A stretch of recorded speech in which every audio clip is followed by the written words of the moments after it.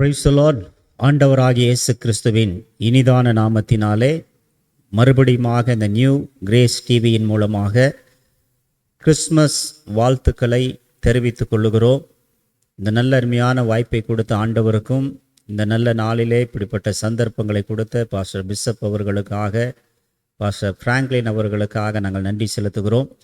இந்த வருடம் முழுவதும் கர்த்தர் நம்மை, நம்முடைய குடும்பங்களை, சபைகளை, ஊழியங்களை பாதுகாத்தார். எத்தனையோ கொலை, கொள்ளை, மரணம், ஆபத்து, விபத்து, அகால மரணங்கள் ஏற்பட்ட பட்டணத்தில் ஆண்டவர் நம்முடைய கண்ணை கண்ணீருக்கும், நம்முடைய காலை இடறலுக்கும், நம்முடைய ஆத்துமாவை மரணத்துக்கு தப்புவித்து இந்த 2023ஆம் ஆண்டினுடைய கிறிஸ்மஸ் நாளை காணும்படியாக நம்மை ஆயத்தப்படுத்தி ஒரு புதிய ஆண்டுக்குள்ளாக நம்மை கொண்டு போக கர்த்தர் நம்முடைய கரம் பிடித்து நம்மை இந்த வருடத்தினுடைய ஆரம்ப நாட்கள் முதல் இந்த வருடத்தை முடிக்கப் போகக்கூடிய எந்த நாள் வரை நம்மை பாதுகாத்து வருகிறார். எனவே மறுபடியும் உங்களுக்கு இந்த நியூ கிரேஸ் டிவியின் மூலமாக கிறிஸ்மஸ் மற்றும் புத்தாண்டு வாழ்த்துக்களை மகிழ்ச்சியோடு தெரிவித்துக் கொள்கிறோம். கர்த்தருக்குள் சந்தோஷமாக இருந்தால் ஒரு அலையிலே சொல்வோமாக. கர்த்தர் உங்கள் யாவரையும் ஆசீர்வதிப்பார். கர்த்தருடைய வார்த்தைக்கு நேராக நம்ம கடந்து செல்ல போகிறோம்.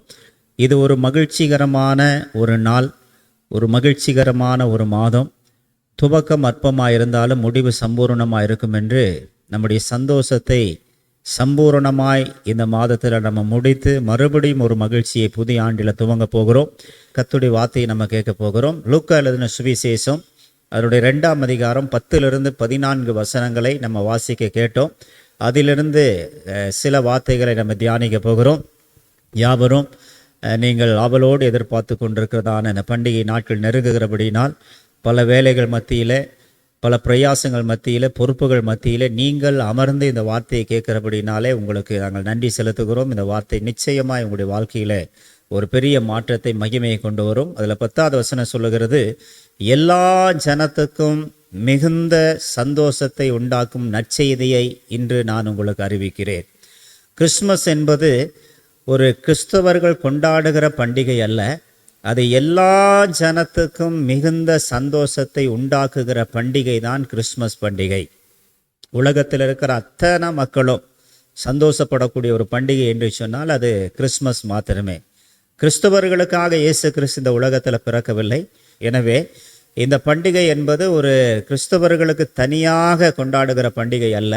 எல்லா ஜாதி ஜனங்களும், மக்களும், இனத்தாரும் இந்த அருமையான நாளை நினைத்து நம்ம சந்தோஷப்பட வேண்டியது அவசியம். காரணம் என்ன என்று சொன்னால் அவர் எல்லா ஜனத்திற்காக பிறந்திருக்கிறார். எனவே இதை கேட்டுக்கொண்டிருக்கிற உங்களுடைய வாழ்க்கையிலே சந்தோஷத்தை இழந்திருப்பீர்களானால், சமாதானத்தை இழந்திருப்பீர்களானால் நான் உங்களுக்கு சொல்லுகிறேன், எல்லா ஜனத்துக்கும் சந்தோஷத்தை கொடுக்கிற தேவன் அந்த எல்லா ஜனம் என்கிறதான அந்த கூட்டத்திலும் நீங்கள் இருக்கிறீர்கள். கேட்கிற நீங்கள், பார்க்கிற நீங்கள், தொடர்ந்து ஆண்டவருடைய சன்னிதானத்தில், அவருடைய பார்வையில், அவருடைய கரத்தில் நீங்கள் இருக்கிறபடினாலே உங்களுக்கு இந்த சந்தோஷமான செய்தியை அறிவிக்கிறோம். கர்த்தராகிய இயேசு என்னும் ஆண்டவர் இன்றைக்கு பிறந்திருக்கிறார். எனவே அவருடைய பிறப்பு நம்முடைய வாழ்க்கையில் ஒரு பெரிய சந்தோஷத்தை கொண்டு வருகிறது. சகே என்கிற ஒரு மனிதன், அவன் வரி வசூல் செய்யக்கூடியவனாக, ஒரு நல்ல உயர்ந்த மனிதனாக, ஒரு நல்ல வேலையில் நல்ல பணங்களை சம்பாதித்து கொண்டிருந்தான். அவனுடைய வாழ்க்கையில் சமாதானம் இல்லை, சந்தோஷம் இல்லை. பணம் இருந்தது, பொருள் இருந்தது, வீடு இருந்தது, ஆஸ்தி இருந்தது, பேர் இருந்தது, புகழ் இருந்தது. ஆனால் அவனுடைய வாழ்க்கையிலே அங்கே சமாதானம் இல்லை. இயேசு எப்படிப்பட்டவரோ என்று பார்க்க வேண்டும் என்பதற்காக அவன் வகை தேடினான் என்று சொல்லி லூக்கா எழுதின சுவிசேஷம் 19ஆம் அதிகாரம் 1-11 வசனங்களை நீங்கள் தியானித்து பார்ப்பீர்களானால் அங்கே அந்த மனிதனை குறித்து எழுதப்பட்டிருக்கிறது. அவன் குள்ளமான ஒரு மனிதன், வரி வசூல் செய்யக்கூடிய ஒரு தலைவன். அவன் நல்ல பணக்காரன், நல்ல வசதியுள்ளவன். அவனுக்கு குறை என்று சொல்லுகிற அளவுக்கு ஒன்றுமே இல்லை. ஆனால் அவன் வாழ்க்கையில் சந்தோஷம் மாத்திரம் இல்லை.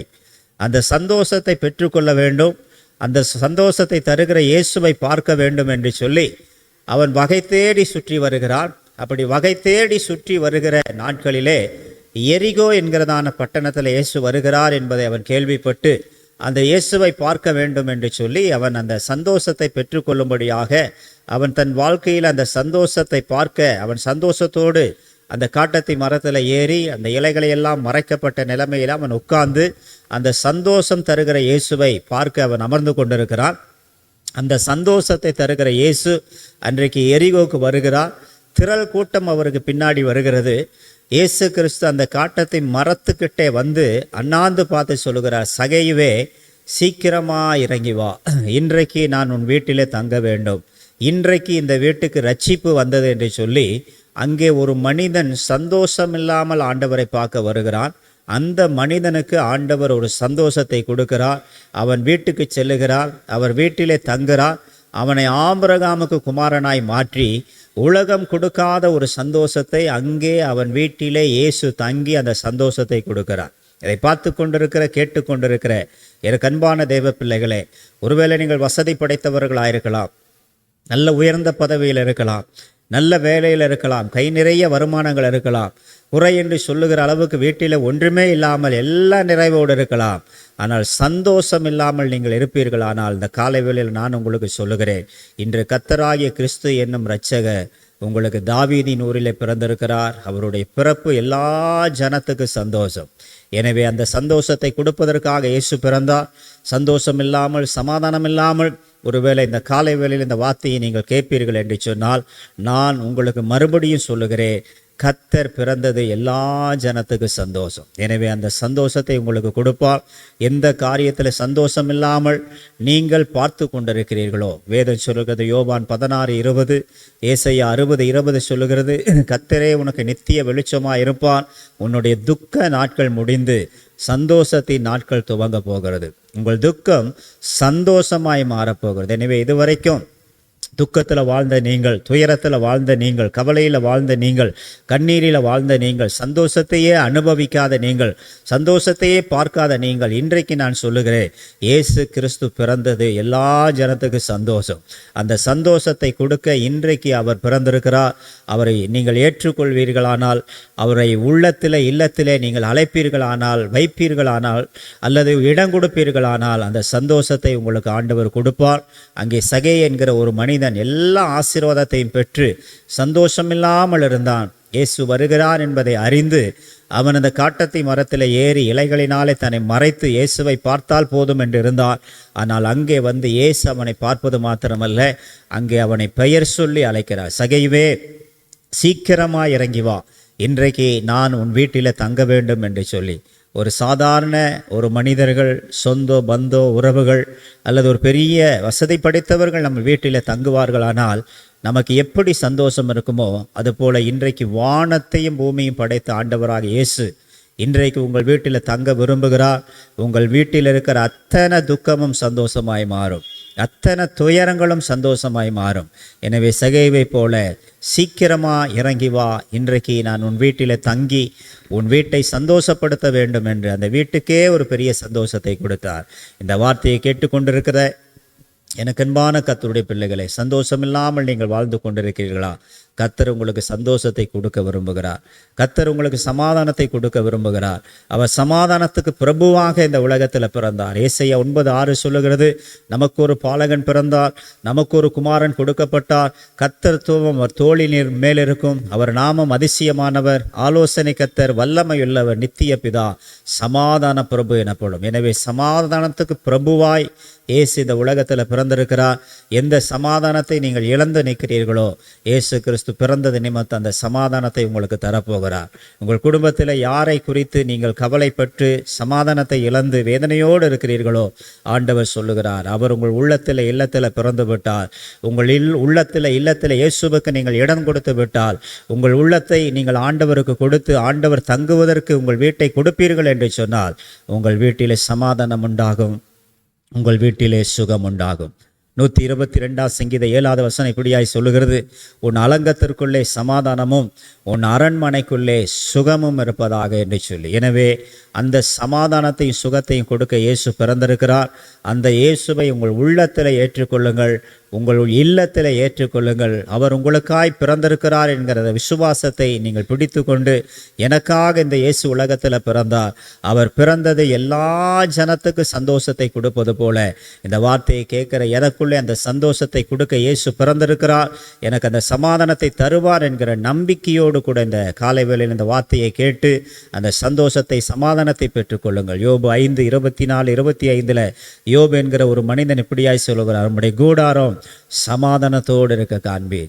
எனவே உங்கள் வீட்டிலே கர்த்தர் அந்த சமாதானத்தை கொடுப்பார். எந்த பிள்ளைகளை நினைத்து நீங்கள் சமாதானத்தை இழந்திருக்கிறீர்களோ, எந்த குடும்ப பிள்ளைகளை நினைத்து அந்த சந்தோஷத்தை இழந்திருக்கிறீர்களோ, இன்றைக்கு அந்த சந்தோஷத்தையும் அந்த சமாதானத்தை கொடுப்பதற்காக இயேசு பிறந்திருக்கிறார்.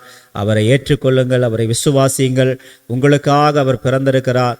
உங்கள் சந்தோஷத்திற்காக இயேசு பிறந்திருக்கிறார் என்கிற நம்பிக்கையோடு இந்த காலை வேளையில் இந்த வார்த்தையை கேட்பீர்களானால் அந்த சந்தோஷத்தையும் சமாதானத்தையும் ஆண்டவராக இயேசு கிறிஸ்து உங்களுக்கு கொடுப்பார், உங்கள் குடும்பத்துக்கு கொடுப்பார், உங்கள் வீட்டுக்கு கொடுப்பார். உங்கள் வீட்டில் இருக்கிற குறை, உங்கள் வீட்டில் இருக்கிற துக்கம் எல்லாம் சந்தோஷமாய் மாறப்போகிறது. காரணம், ஆண்டவர் அந்த சந்தோஷத்தை கொடுப்பதற்காக இந்த உலகத்தில் பிறந்தார். இந்த கிறிஸ்மஸ் நாட்களிலே இந்த வார்த்தையை கேட்டுக்கொண்டிருக்கிற உங்களுடைய வாழ்க்கையிலே எந்த குறையாக இருந்தாலும் அந்த குறைகளை கர்த்தர் நீக்குவார். உங்கள் வீட்டில் தங்குவார், உங்கள் வீட்டில் சந்தோஷப்படுத்துவார். இன்றைக்கு இந்த வீட்டுக்கு ரட்சிப்பு வந்தது என்று சொன்னார். அப்படியாக இந்த 11வது வசனத்தை நீங்கள் வாசிப்பீர்கள் என்று சொன்னால், அவர் இந்த உலகத்தில் இரட்சகராக பிறந்திருக்கிறார், ராஜாவாக பிறந்திருக்கிறார். யூதருக்கு ராஜாவாய் பிறந்திருக்கிறவர் எங்கே? கிழக்கில் அவருடைய நட்சத்திரத்தை கண்டு அவரை பணிந்து கொள்ள வந்தோம் என்று ஒரு குழந்தை ராஜாவாக பிறந்தது, ஒரு குழந்தை இரட்சகராக பிறந்தது. எனவே இந்த வார்த்தையை கேட்டுக்கொண்டிருக்கிற உங்களுடைய வாழ்க்கையிலே அவர் ராஜாவாக பிறக்க விரும்புகிறார், இரட்சகராக பிறக்க விரும்புகிறார். உங்கள் வீட்டை ரட்சிப்பினால் அலங்கரிக்க விரும்புகிறார். சகையுவின் வீட்டை எப்படி ஆண்டவர் ரட்சித்து இன்றைக்கு இந்த வீட்டுக்கு ரட்சிப்பு வந்தது என்று சொன்னாரோ, இந்த அருமையான வார்த்தையை கேட்டுக்கொண்டிருக்கிற உங்கள் குடும்பத்தில், உங்கள் உள்ளத்தில், இல்லத்தில் அந்த ரட்சிப்பின் சந்தோஷத்தை கர்த்தர் உங்களுக்கு கொடுக்க போகிறார். தாவீது இப்படியாக சொன்னார், இரட்சண்யத்தின் சந்தோஷத்தை திரும்பவும் எனக்கு தந்து உற்சாக ஆவி என்னை தாங்கும்படியாய் செய்யும் என்று. ஒரு மனிதன் தன்னுடைய இரட்சண்ய சந்தோஷத்தை இழந்த பொழுது அவனுக்கு மறுபடியும் அந்த ரட்சிப்பையும் சந்தோஷத்தை கொடுத்து தாவீதை மறுபடியும் எப்படி தேவன் பயன்படுத்தினாரோ, அவருடைய சித்தத்தின்படியாக அவன் வாழ்ந்து ஊழியத்தை செய்து முடித்தானோ, அதுபோல இன்றைக்கு அந்த இரட்சகராக இயேசு கிறிஸ்து உங்களுடைய வாழ்க்கையில் வந்திருக்கிறார். அவரை சொந்த இரட்சகராக நீங்கள் ஏற்றுக்கொள்ளுங்கள். உங்கள் வாழ்க்கையில் மாற்றத்தை காண்பீர்கள், மகிமையை காண்பீர்கள். உங்கள் வீட்டில் சந்தோஷம் சமாதானம் இருப்பதை காண்பீர்கள். உங்கள் வீடே ரட்சிக்கப்பட்டு உங்கள் குடும்பமே சந்தோஷமாக இருப்பதை நீங்கள் காணப்போகிறீர்கள். காரணம், இயேசு கிறிஸ்து ஒரு இரட்சகராக பிறந்தார், ஒரு ராஜாவாக பிறந்தார். ஒரு குழந்தை ஒரு குடும்பத்தில் பிறக்குமானால் அந்த குடும்பத்தாருக்கு சந்தோஷம். ஒரு ராஜா வீட்டில் ஒரு குழந்தை பிறக்குமானால் அந்த நாட்டுக்கு சந்தோஷம்.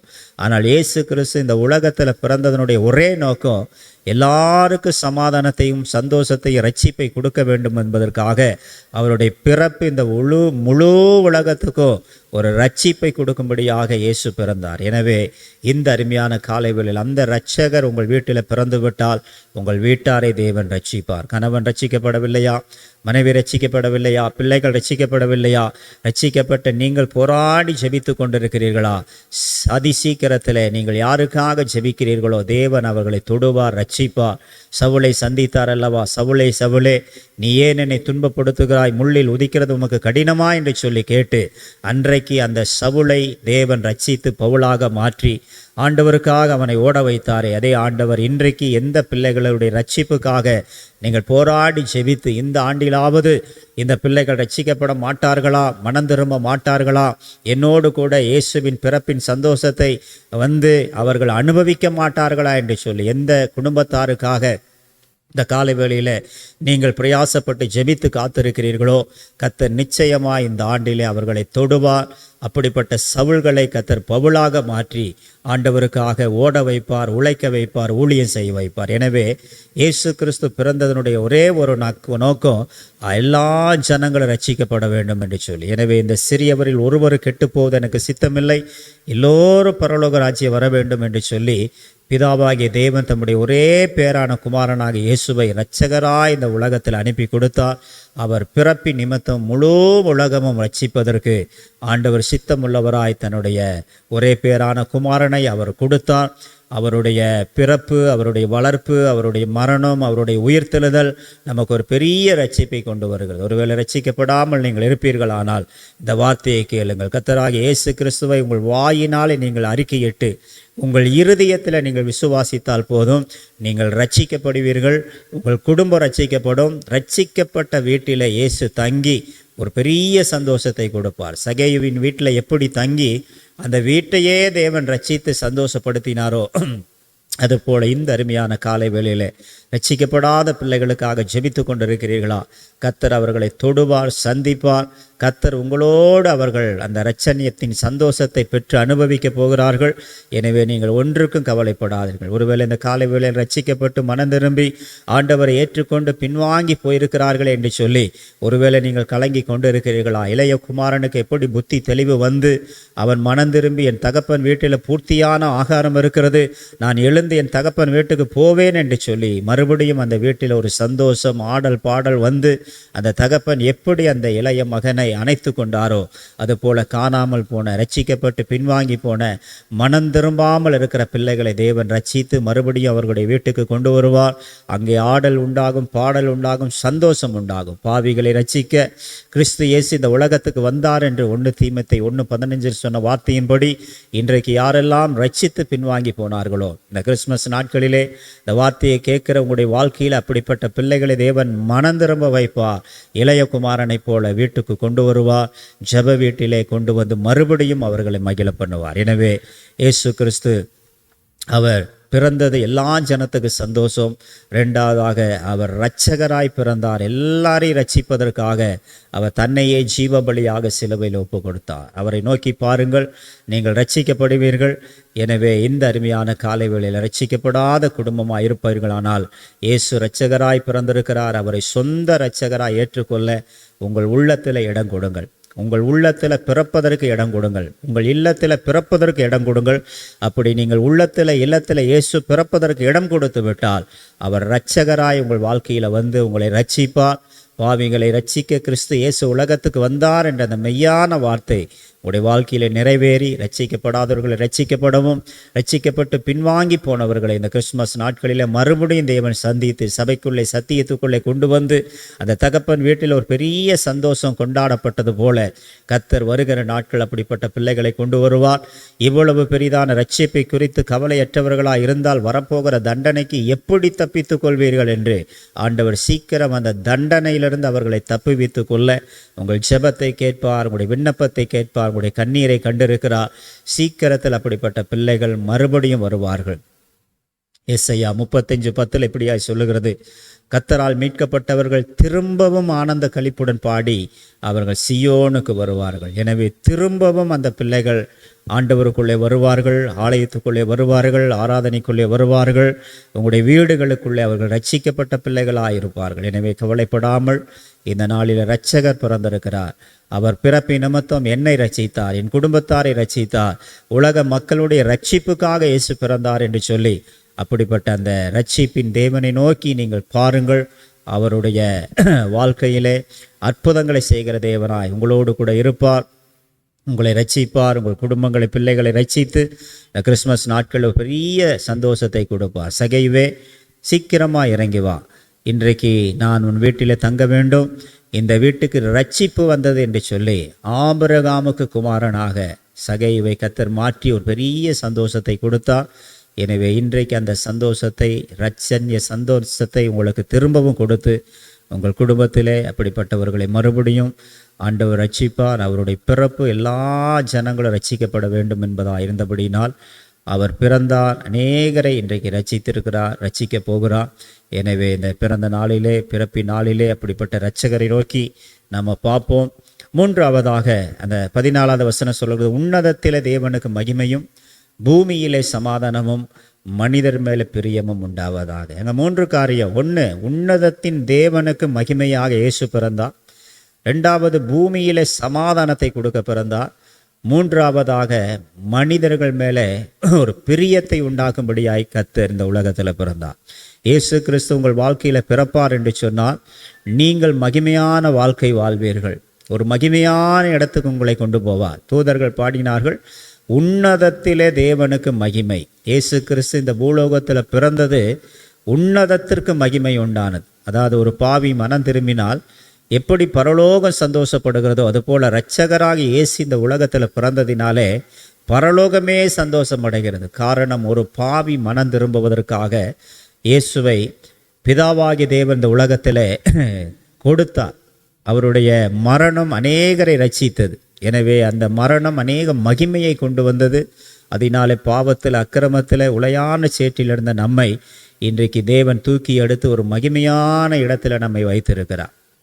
ரோமர் 8:30 இப்படியாய் சொல்லுகிறது, எவர்களை முன்குறித்தாரோ அழைத்திருக்கிறார், எவர்களை அழைத்திருக்கிறாரோ நீதிமான் ஆக்கியிருக்கிறார், எவர்களை நீதிமான் ஆக்கினாரோ அவர்களை மகிமையும் படுத்தியிருக்கிறார். இயேசு கிறிஸ்து இந்த உலகத்தில் பிறந்தது பரலோகத்துக்கு ஒரு மகிமையானால், அவர் நம்மை தெரிந்து கொண்டதனுடைய நோக்கம் நம்மை மகிமைப்படுத்த வேண்டும், நாம் அவரை மகிமைப்படுத்த வேண்டும் என்பதற்காக ஆண்டவர் இந்த உலகத்தில் பிறந்திருக்கிறார். எனவே இந்த அருமையான நாளிலே இந்த வருடம் முழுவதும் நம்மை மகிமைப்படுத்தி இருக்கிறார். வருகிற நாட்களிலும் கர்த்தர் நம்மை மகிமைப்படுத்த போகிறார். அந்த மகிமையுள்ள தேவனுக்கு நீங்கள் நன்றி செல்லுங்கள். உன்னதத்தில் தேவனுக்கு மகிமை என்று சொல்லி இயேசு கிறிஸ்து பிறந்தது எப்படி ஒரு மகிமையை கொண்டு வந்ததோ, அவர் உங்கள் உள்ளத்தில் இல்லத்தில் பிறந்திருப்பானால் நீங்கள் மகிமையான வாழ்க்கை வாழ வேண்டும், மகிமையாய் கர்த்தருக்கு ஜீவிக்க வேண்டும். கலாத்தியர் 1 கடைசி சொல்லுகிறது, அவர்கள் என்னை பற்றி தேவனை மகிமைப்படுத்தினார்கள். பவுலை பற்றி அநேகர் தேவனை மகிமைப்படுத்தினார்கள். எனவே இன்றைக்கு உங்களை பார்த்து மற்றவர்கள் மகிமைப்பட வேண்டும், அந்த மகிமையை ஆண்டவருக்கு செலுத்த வேண்டும். இவர் மூலமாக ஆண்டோடைய நாமம் மகிமைப்படுகிறது என்று உங்களை பார்த்து சொல்லுகிற அளவுக்கு உன்னதத்தில் ஒரு பெரிய மகிமையை நீங்கள் கொடுக்கக்கூடிய பிள்ளைகளாய் இந்த கிறிஸ்மஸ் நாட்களிலே அவர் உங்கள் உள்ளத்தில் பிறந்திருக்கிறபடினால் அந்த மகிமையை நீங்கள் வெளிப்படுத்துங்கள். அநேகர் அந்த மகிமையை பார்த்து சொல்ல வேண்டும், மெய்யாகவே கர்த்தர் இவரோடு இருக்கிறார், கர்த்தர் இவர்களோடு இருக்கிறார் என்று ஈசாக்கை பார்த்து பெலிஸ்தர்கள் சொன்னது போல மற்றவர்கள் பார்த்து சொல்ல வேண்டும். உங்களுடைய நடையிலே, உடையிலே, பேச்சிலே, உங்களுடைய கிரியைகளிலே, உங்களுடைய செயல்களிலே கர்த்தர் இவரோடு கூட இருக்கிறார் அப்படி என்று சொல்லி நம்மை பார்த்து மற்றவர்கள் மகிமைப்படும்படியாக இயேசு நமக்குள்ளே பிறந்து நம்முடைய குடும்பத்துக்குள்ளே பிறந்து அந்த மகிமையான காரியங்களை வருகிற நாட்களில் நமக்கு செய்ய போகிறார். லூக்கா 1:49 அங்கே மரியாள் சொல்லுகிறார், வல்லமையுடையவர் எனக்கு மகிமையான காரியத்தை செய்தார் என்று. ஆமீன். இயேசு கிறிஸ்து மரியாளுக்குள்ளே பிறந்த பொழுது, பிறப்பதற்கு தன்னை அவள் ஒப்பு கொடுத்த பொழுது, உம்முடைய வார்த்தையின்படியே ஆக கடவுது என்று அவள் சொன்ன பொழுது அவள் பாடுகிறார், வல்லமையுடையவர் எனக்கு மகிமையான காரியத்தை செய்தார். உங்களுக்குள்ளே இயேசு பிறப்பாரானால், பிறப்பதற்கு நீங்கள் மரியாதை போல இடம் கொடுப்பீர்களானால், அவருடைய வார்த்தைக்கு நீங்கள் கீழ்ப்படிந்து ஆண்டவரை ஏற்றுக்கொள்வீர்களானால் கர்த்தர் உங்கள் மூலமாய் மகிமையான காரியங்களை செய்வார். எனவே உன்னதத்திலே தேவனுக்கு மகிமை. இரண்டாவதாக பூமியிலே சமாதானம். இயேசு கிறிஸ்து பிறந்தது ஒரு பெரிய சமாதானத்தை கொடுக்க தான் பிறந்தார். வேதம் சொல்லுகிறது, நான் கலகத்துக்கு தேவன் அல்ல, நான் சமாதானத்துக்கு தேவன். பூமியின் கடை முனை மட்டும் நான் யுத்தங்களை ஓய பண்ணி, வில்லை ஒடித்து, ஈட்டியை முறித்து, ரதங்களை அக்கினியினால் சுட்டெரித்து, சேனைகளின் கர்த்தர் நமக்கு சமாதானத்தை கொடுக்க பிறந்திருக்கிறார். எனவே இந்த அருமையான காலை வேளையிலே சண்டை சச்சரவுகளோடு, யுத்தங்களோடு, ஈட்டிகளோடு, வில்லோடு, அம்புகளோடு ஒருவேளை உங்களுடைய வாழ்க்கை போராட்டமாக இருக்கிறதா? இயேசு கிறிஸ்து பிறந்ததனுடைய ஒரு நோக்கம் பூமியிலே சமாதானம். அந்த சமாதானத்தை கொடுக்க இயேசு பிறந்திருக்கிறார். எனவே இன்றைக்கு அந்த வாழ்க்கையில் இருக்கிற குழப்பங்கள், குறைகள், பிரச்சனைகள் மாறும். ஒரு பெரிய சமாதானத்தை இயேசு கொடுக்க இன்றைக்கு பிறந்திருக்கிறார். அந்த இயேசுவை நீங்கள் விசுவாசித்து ஏற்றுக்கொண்டால் போதும், உங்களுடைய அலங்கத்திற்குள்ளே சமாதானம் இருக்கும், உங்கள் அரண்மனைக்குள்ளே சுகம் இருக்கும், உங்கள் வீடு நிம்மதியாக இருக்கும், உங்கள் வீட்டில் ஒரு பெரிய சமாதானத்தை உங்களால் பார்க்க முடியும். ஏசாயா 54:13 இப்படியாய் சொல்வதும், பிள்ளைகள் கர்த்தரால் போதிக்கப்பட்டிருப்பார்கள், உன் பிள்ளைகளுடைய சமாதானம் பெரிதாக இருக்கும் என்று சொல்லியிருக்கிறார். இந்த காலை வேளையிலே இந்த அருமையான வார்த்தையை கேட்டுக்கொண்டிருக்க என் கண்பான தெய்வ பிள்ளைகளே, எந்த பிள்ளைகளை குறித்து கவலைப்படுகிறீர்களோ, எந்த பிள்ளைக்காக கலக்கம் அடைகிறீர்களோ, திருமண வயது ஆகிவிட்டது, இன்னும் திருமணம் நடக்கவில்லை, படித்து முடித்து விட்டான், படிப்புக்கு ஏற்ற வேலை வரவில்லை, வேலை வந்துவிட்டு தான் சரியான பணங்கள் கையில் கிடைக்கவில்லை என்று பிள்ளைகளை குறித்து ஒருவேளை கலக்கத்தோடு கவலையோடு நீங்கள் எதிர்பார்த்து கொண்டிருந்தால் வேதம் சொல்லுகிறது, உன் பிள்ளைகளுடைய சமாதானம் பெரிதாயிருக்கும். ஆண்டவருடைய கரங்களில் உங்கள் பிள்ளைகளை ஒப்பு கொடுத்து ஜெபியுங்கள். ஏற்ற காலத்தில், ஏற்ற நேரத்தில் எல்லா நன்மைகளை தேவன் உங்களுக்கு கொடுப்பார், உங்கள் பிள்ளைகளுக்கு கொடுப்பார். உன் சந்ததியின் மேலே என் ஆசீர்வாதத்தையும், சந்தானத்தின் மேலே என்னுடைய ஆவி ஆசீர்வாதத்தையும் நான் கொடுப்பேன் என்று சொல்லியிருக்கிறார். ஆவியானவரையும் கொடுத்து ஆசீர்வாதத்தையும் கொடுத்து உங்கள் பிள்ளைகளை, சந்ததிகளை தலைமுறைக்கும் ஆசீர்வதிப்பார். எனவே அந்த சமாதானத்தை கொடுக்க பிரபு இயேசு பிறந்திருக்கிறார். எனவே பூமியிலே ஒரு சமாதானம். இந்த பூமியில் வாழ்கிற வாழ்க்கையிலே நீங்கள் வாழ்கிற நாள் முழுவதும் அந்த சமாதானத்தை தேவன் உங்களுக்கு கொடுப்பார். வேதம் சொல்லுகிறது, ஏசாயா 54:10 மலைகள் விலகினாலும், பர்வதங்கள் நிலை பெயர்ந்தாலும், என் கிருபை உன்னை விட்டு விலகாமலும், என் சமாதானத்தின் உடன்படிக்கை நிலை பெயராமல் இருக்கும் என்று உண்மையில மனதுருகிற கர்த்தர் சொல்லுகிறார். மலை போன்ற மனிதர்கள் விலகி போயிருக்கலாம், பர்வதத்தை போன்ற சிலர் நம்மை விட்டு விலகி போயிருக்கலாம். ஆனால் அவர் நம்மேல் வைத்திருக்க கிருபை ஒரு நாள் விலகாது. அந்த கிருபையில் தேவன் நமக்கு அந்த சமாதானத்தை கொடுத்து உங்களுக்கு அந்த ஆசீர்வாதத்தை கொடுப்பார். எனவே அவர் இந்த உலகத்தில் பிறந்தது சமாதானத்திற்கு என்று பிறந்திருக்கிறார். மூன்றாவதாக நம்ம அதில் வாசித்தோம், மனிதர்கள் மேல் பிரியம் உண்டாவதாக. இயேசு கிறிஸ்து எல்லா மனிதர் மேலே பிரியமுள்ளவராய் எல்லாருக்காக சிலுவையில் தன்னை ஜீவபலியாய் ஒப்பு கொடுத்தார். அவருடைய வாழ்க்கை ஒரு பெரிய ஆசீர்வாதம், பெரிய ஒரு மகிமை, எல்லாருக்கும் பிரியமாய் அவர் வாழ்ந்தார். எனவே இந்த நாளிலே இயேசு கிறிஸ்து நமக்குள்ளே பிறந்திருப்பாரானால் நாம் எல்லாருக்கும் பிரியமுள்ள பிள்ளைகளாய் மாற வேண்டும். வேதம் சொல்லுகிறது, சாமுவேல் தேவனுக்கும் மனிதனுக்கும் பிரியமுள்ளவனாக அவன் வளர்ந்தான் என்று சொல்லி. எனவே இயேசு நமக்குள்ளே பிறந்திருந்தால் சண்டைகள், சச்சரவுகள், குழப்பங்கள், மனஸ்தாபங்கள், பேசாத காரியங்கள், பார்த்து அப்படியே போகிற காரியங்கள் இதெல்லாம் மாறி அந்த அன்பு நம்மை சகலத்தையும் தாங்க வைக்கும், சகலத்தையும் சகிக்க வைக்கும், சகலத்தையும் நம்ப வைக்கும், சகலத்தையும் சுவாசிக்கும். அன்புக்கு பொறாமை இல்லை, அன்பு தன்னை புகழாது, இருமாப்பா இராது, அயோக்கியமானதை செய்யாது, தற்பொழிவை நாடாது, சினமடையாது, தீங்கடையாது. அது ஒரு நாளும் நம்முடைய வாழ்க்கையில் அந்த பிரியத்தை எடுத்து போடாது. எனவே இயேசு கிறிஸ்து எப்படி இந்த உலகத்தில் பிறந்து எல்லாரும் மேலும் பிரிய வைத்தாரோ அப்படிப்பட்ட தேவன் நமக்குள்ளே பிரியமாக இருப்பாரனால் நம்முடைய சொந்த பந்த உறவுகள், அயலகத்தார், நண்பர்கள் எல்லாரும் மேலே நம்ம பிரியமாக இருக்கும். யாரையும் கசப்பாக கடிந்து கொண்டு நம்ம பேசாதபடி எல்லாரிடத்தில் அன்பு கூற வேண்டும். இயேசு கிறிஸ்து எப்படி எல்லாரிடத்தில் அன்பு கூர்ந்தாரோ, தன்னுடைய அன்பை முடிவு பரியந்தம் அதை வெளிப்படுத்தி காண்பித்தாரோ, அதுபோல் அந்த அன்பை பெற்றுக்கொண்டிருக்கிற நாம் நம்முடைய குடும்பத்துக்கு பிரியமாய் நடப்போம், சபைக்கு பிரியமாய் நடப்போம், கர்த்தருக்கு பிரியமாய் நடப்போம். சாமுவேல் மனிதனுக்கும் தேவனுக்கும் பிரியமாய் நடந்தது போல நாமும் அப்படிப்பட்ட ஒரு பிரியமுள்ள வாழ்க்கையை நம்ம வாழ்வோம். அப்படி வாழும் பொழுது இயேசு சொல்வார், பிரியமானவனே, பிரியமானவளே, உன் ஆத்துமா வாழ்வது போல் நீ எல்லாவற்றிலும் வாழ்ந்து சுகமாயிரு என்று சொல்லி ஆண்டவர் நம்மை ஆசீர்வதிப்பார். இயேசு கிறிஸ்து வாழ்ந்த நாட்களிலே அவர் அந்த யோர்தான் நதிக்கரையிலே ஞானஸ்தானம் பெற்று மத்தேயு 3:17 நீங்கள் வாசிப்பீர்கள் என்று சொன்னால், ஆவியானவர் புறாவை போல இறங்கினார், இவர் என்னுடைய நேசகுமாரன், இவரில் நான் பிரியமாயிருக்கிறேன் என்ற ஒரு சத்தம் எப்படி வந்ததோ அதுபோல் நாம் இந்த உலகத்தில் வாழும் பொழுது, வாழ்ந்து கொண்டிருக்கிற இந்த காலத்தில் ஒரு சத்தம் வரணும். இயேசு கிறிஸ்து நம்மேல் இருக்கிறார், நாம் அவருக்கு பிரியமாய், அவருடைய ஜனங்களுக்கு பிரியமாய், அவருடைய சபைக்கு பிரியமாய், முழு உலகத்துக்கு பிரியமாய் மாறி அந்த பிரியத்தை நம்ம வெளிப்படுத்துவோம். அப்படிப்பட்ட தேவன் இன்றைக்கு உலகத்தில் பிறந்ததினால எல்லாரும் மேலே பிரிய வந்தது. எனவே அந்த இயேசு இன்றைக்கு நமக்குள்ளே நம்முடைய உள்ளத்தில் பிறந்திருப்பானால் நாம் பிரியமுள்ளவர்களாக, பிரியமானவர்களாக, பிரியமானவளாக நம்ம வாழ்வோம். அப்படி வாழும் பொழுது ஆண்டோடைய நாமும் மகிமைப்படும். எனவே இந்த 5 காரியத்தை உங்களுக்கு மறுபடியும் ஞாபகப்படுத்துகிறேன். இயேசு கிறிஸ்து எல்லா ஜனத்தினுடைய சந்தோஷத்திற்காக பிறந்திருக்கிறார். 2வதாக அவர் இரட்சகராக பிறந்திருக்கிறார்.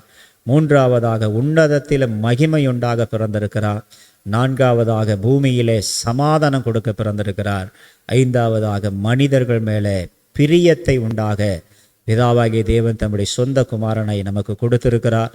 அவர் பிறப்பி நிமித்தம், அவருடைய மரணம், அவருடைய உயிர்த்தெழுதல் முழு உலகத்தையும் பிரியப்படுத்தி அவருடைய பிள்ளைகளாக நம்மை மாற்றியிருக்கிறது. எனவே இந்த அருமையான கிறிஸ்மஸ் நாட்களிலே உங்களுக்கு இந்த விதமான சந்தோஷங்களை கொடுத்து உங்களை ஆசீர்வதிக்க போகிறார். எனவே இன்று கர்த்தராகிய கிறிஸ்து என்னும் இரட்சகர் நமக்காக தாவீதின் ஊரிலே பிறந்திருக்கிறார். எனவே இந்த சந்தோஷத்தை நாம் கொண்டாடுவோம். இந்த சந்தோஷத்தை அநேகருக்கு நம்ம பகிர்ந்து கொடுப்போம். அநேகருக்கு பல ஆடைகள் மூலமாக, பல ஸ்வீட் மற்ற காரியங்கள் மூலமாக எந்தெந்த விதத்திலெல்லாம் அவர்களை சந்தோஷப்படுத்த முடியுமோ நாம் அவர்களை சந்தோஷப்படுத்தி இயேசு கிறிஸ்து பிறந்திருக்கிறார் என்பதை நம்ம வெளிப்படுத்தி அநேகரை நம்ம பிரியப்படுத்துகிற பிள்ளைகளாக மாறுவோம்.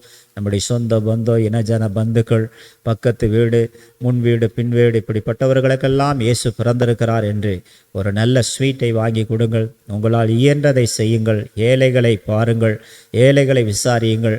இந்த மாதத்தில் அதிகமான நற்கிரியைகளை, நன்மைகளை, தான தர்மங்களை செய்து உங்களுடைய பிரியம் அநேகருக்கு போகும்படியாக, அதன் மூலமாய் ஆண்டவர் மகிமைப்படும்படியாக இந்த பண்டிகை நாட்களை பிரயோஜனப்படுத்தி இயேசுவினுடைய அந்த சந்தோஷத்தை நாம் அனுபவிக்காமல் அந்த சந்தோஷத்தை மற்றவர்கள் அனுபவிக்கும்படியாக மற்றவர்கள் மேலும் நம்ம பிரியம் வைப்போம். கர்த்தர் தாமே நம்மை ஆசீர்வதிப்பாராக. கண்களை மூடி ஜெபிப்போம். நல்ல பிதாவே, இந்த பண்டிகை நாட்களிலே அப்போ அந்த வார்த்தையை கேட்ட ஒவ்வொரு குடும்பத்தாருக்காக நாங்கள் செபிக்கிறோம். நீர் ஆண்டவரே எல்லா ஜனத்திற்காய் பிறந்திருக்கிறீர், இரட்சகராய் பிறந்திருக்கிறீர் ஆண்டவரே. ஸ்தோத்திரம். உன்னதத்தில் மகிமைக்காக பிறந்திருக்கிறீர், பூமியில் சமாதானத்திற்காய் பிறந்திருக்கிறீர், எல்லா மனிதர் மேலே பிரியமுண்டாக பிறந்திருக்கிறீர் என்ற வார்த்தையின்படி இந்த வார்த்தையை கேட்ட இந்த குடும்பத்துக்குள்ளே இந்த ஆசீர்வாதங்கள் கடந்து செல்லட்டும். இந்த பண்டிகையை கொண்டாடி கொண்டிருக்க ஆயத்தப்பட்டிருக்கிற பிள்ளைகளுடைய தேவைகள் எல்லாம் சந்திங்கப்பா. ஆடை தேவையாக இருக்கலாம், ஆகார தேவையாக இருக்கலாம் ஆண்டவரே. ஸ்தோத்திரம் ஆண்டவரே. பலவிதமான ஆபரண தேவைகளாக இருக்கலாம். எந்த தேவைகளாக இருந்தாலும் இந்த நாட்களில் சந்திக்கப்பட்டு அவர்கள் இந்த பண்டிகையை கொண்டாடி அநேகருக்கு அந்த சந்தோஷத்தை வெளிப்படுத்த நீர் உதவி செய்யும். குறைகளை நிறைவாக்கும், தேவைகளை எல்லாம் சந்தியும். தொடர்ந்து ஒவ்வொரு குடும்பத்தினுடைய குறைகளை நிறைவாக்கி கொடுப்பீராக. என் தேவன் தம்முடைய ஐஸ்வர்யத்தின்படி ஒவ்வொரு குடும்பத்தாருடைய குறைகளை கிறிஸ்து இயேசுவின் ஆண்டவரின் மகிமையினாலே நீ நிறைவாக்கி அவர்களை நீர் ஆசீர்வதிப்பதற்காய் ஸ்தோத்திரம். இந்த நாளிலே இந்த வார்த்தையை கேட்ட பிள்ளைகள் குடும்பத்தின் மேல் ஆசீர்வாதம் தங்கட்டும். சகைவை சீக்கிரமாக இறங்கி வா, இன்றைக்கு நான் உன் வீட்டில் தங்க வேண்டும் என்று சொன்னீரே. இந்த வார்த்தையை கேட்ட ஆண்டவரை எங்கெல்லாம் இதை உட்கார்ந்து கேட்கிறார்களோ அத்தனை வீடுகளில் ஆண்டவர் தங்கி ஒரு பெரிய ரட்சிப்பின் சந்தோஷத்தை அந்த குடும்பத்துக்குள்ளே கொடுத்து சகைவனுடைய முழு குடும்பத்தை எப்படி ரட்சித்தீரோ அதுபோல் இந்த வார்த்தையை கேட்குற ஒவ்வொரு வீட்டாரையும் ரட்சித்து அவர்கள் எல்லாம் அந்த சந்தோஷத்தை கொண்டாட உதவி செய்யும். அப்படி நீ செய்வதற்காக நன்றி. எல்லா துதியும் கனமும் மகிமையும் அங்கு செலுத்துகிறோம். இயேசுவின் நாமத்தில் ஜெபிக்கிறோம் நல்ல பிதாவே, ஆமென். ஆண்டவர் தாமே உங்களை ஆசீர்வதிப்பாராக. மறுபடியும் இந்த நியூ கிரேஸ் டிவியின் மூலமாக அருமையான எல்லா தேவ ஊழியர்கள் சார்பாக நாங்களும் சேர்ந்து உங்களுக்கு கிறிஸ்மஸ் புத்தாண்டு வாழ்த்துக்களை தெரிவித்துக் கொள்கிறோம். இந்த வருடம் முழுவதும் இந்த ஊழியத்தை தாங்கினீர்கள், ஜெபித்தீர்கள். எனவே வருகிற நாட்களிலும் இந்த ஊழியத்தை ஜெபத்தாலும் பொருளாதாரத்திலும் தாங்கி தொடர்ந்து ஜெபித்து வருகிற ஆண்டிலே இதிலும் பெரிதான காரியங்கள் இந்த நியூ கிரேஸ் டிவி மூலமாக நடைபெற, அதன் மூலமாக இருளில் இருக்கிற அத்தனை ஜனங்களும் வெளிச்சத்தை அடைந்து ஆண்டவர் பக்கமாய் சேர்த்து கொள்வதற்கு நீங்கள் தொடர்ந்து ஊழியங்களுக்காக ஜெபித்து கொள்ளுங்கள். கர்த்தர் தாமே உங்கள் யாவரையும் ஆசீர்வதிப்பாராக. ஆமேன், ஆமேன்.